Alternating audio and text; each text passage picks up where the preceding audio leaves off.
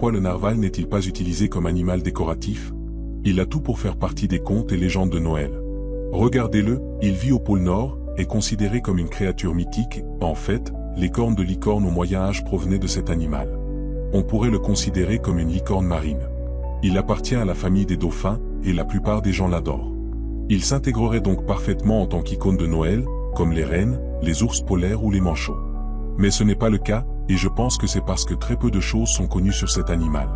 Pour commencer, ils habitent les mers septentrionales de l'océan Atlantique, très au nord, ce qui rend les recherches à leur sujet assez difficiles.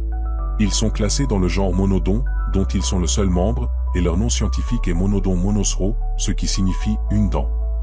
Ils ont reçu cette classification en raison de la grande défense qui dépasse de leur tête.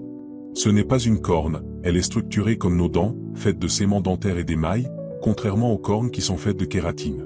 L'utilité de cette défense reste inconnue. Certains pensent qu'elle sert d'organe sensoriel, tandis que d'autres croient qu'il s'agit d'un caractère sexuel secondaire, car les mâles présentent cette hypertrophie de la dent, et dans de rares cas, les femelles aussi.